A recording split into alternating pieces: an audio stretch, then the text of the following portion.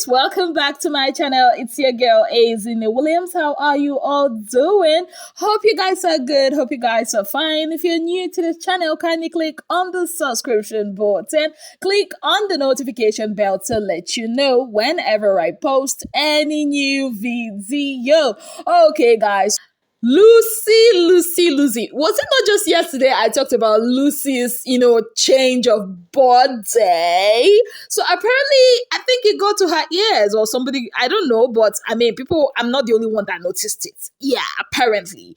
So Lucy came on an Instagram live today and baby girl was ranting. She said she is here to correct a lot of narratives that has been put out there about her. And one of the narratives is about the whole Nengi situation. She says she never actually said that Nengi's body was fake. That what she said was, at her age, that Nengi would not look that good or something like that. And it was a game, and she and Nengi are cool, and fans have a way of resurrecting things, that is gone and all that. She also cleared the notion of she coming from a poor background, saying that she was not poor, she was not squatting with anybody, she was not homeless or anything like that. Did she actually say that she was squatting? I remember she said that, when she leaves the house, that her rent has expired, so she doesn't even know. I think it was she and Neil that had almost the same story about rent and all that. Yes, guys. Did Lucy actually tell us she's from a poor home? Not really, but she kind of gave us that impression, because I remember she said something about her auntie and all that.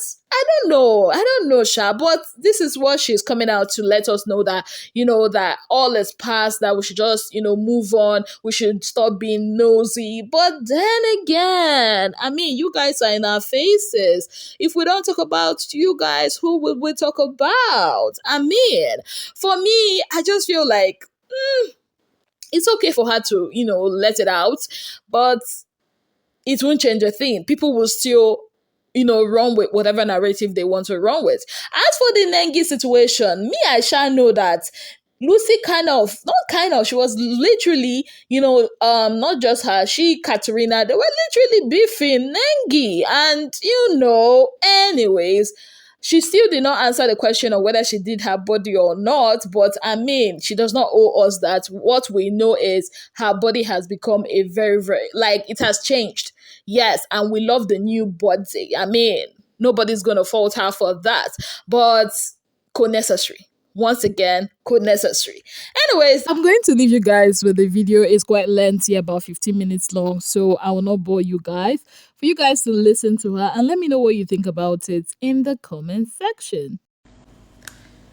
I really hate having to explain myself, but I think I've endured enough, and I've really been patient and kind. There are certain things that I would really love to address. I was going to just do a YouTube video or something about it, because I don't get why it's been how many years and everybody's just doing whatever it is that they're doing. It's just a lot.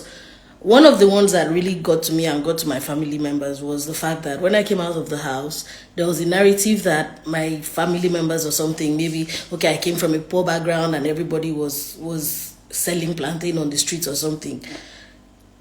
Let me correct that, because what I said was I started a business.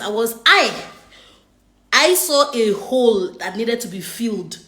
I felt that I did not see grill on the streets of Abuja. Please, anybody can quote me anywhere. Anybody can go and bring out the videos and probably watch. I don't know. I hope you find it, so that you can come and prove me wrong. Because I remember the conversation that I had in the house, which was the fact that, yes, I got to Abuja to serve. I was looking for something I love to eat, and it was not there. I started the grill business. I had a paying job.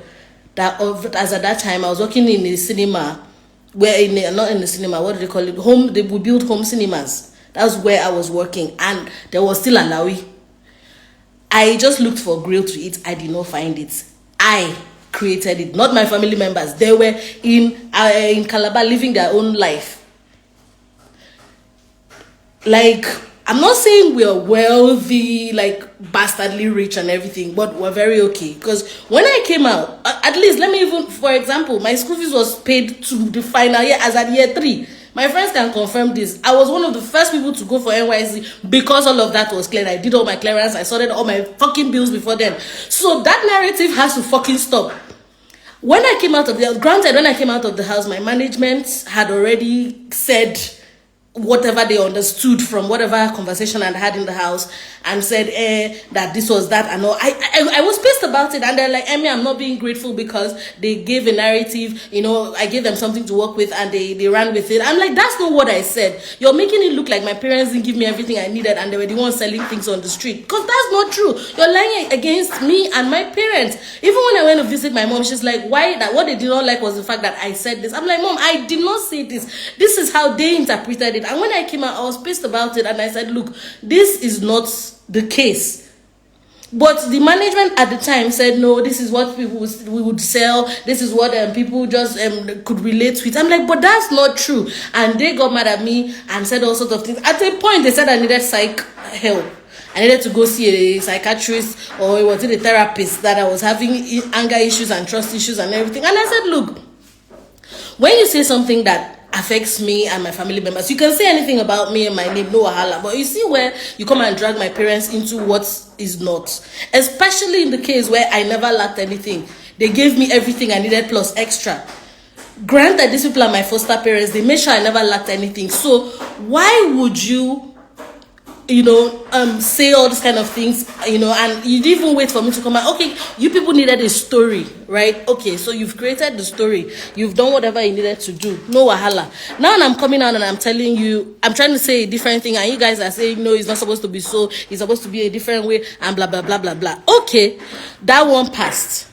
The next thing was the case of me saying I was homeless. Please, let me point it out that, look, I had a house that the rent was running for 6 months. It was in Ogba.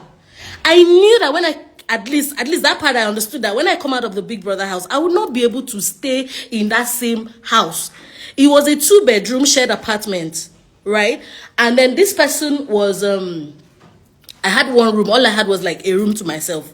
Quite comfortable, nicely neat. At least it was just me. All I needed was my barbecue drum outside. Me, I was in the house. I had all my TV, everything complete from Abuja.